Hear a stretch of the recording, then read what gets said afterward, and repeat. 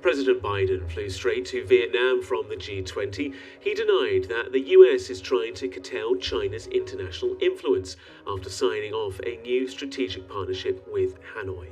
Nearly half a century after the US withdrew its troops at the end of the Vietnam War, President Biden hailed closer ties between the two countries, saying Vietnam and US relations have entered a new stage.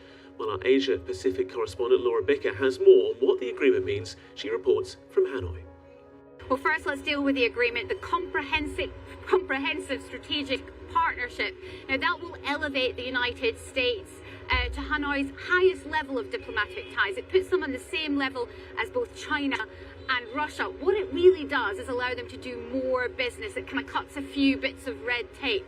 And certainly that's one of the things that we're going to be seeing here today from many meetings that President Biden is having with Vietnamese leaders. We're going to see a lot of talk about semiconductors being manufactured here in Vietnam. And many companies from the United States, including Intel, are here to look at what is in fact a manufacturing dynamo of a country in the hope that they can move some of their production here.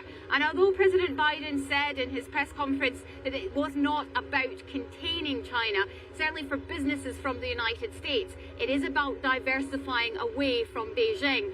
But the latest this morning here from Vietnam is that both Vietnam and the United States have signed a pact which will say has warned against the threat or use of force in the disputed South China Sea. Now that comes just a week after there have been tensions between China and Vietnam over disputed claims in the South China Sea. What seems to have happened, according to state media reports here in Vietnam, is that a Chinese Coast Guard vessel used a water cannon against a Vietnamese fishing vessel.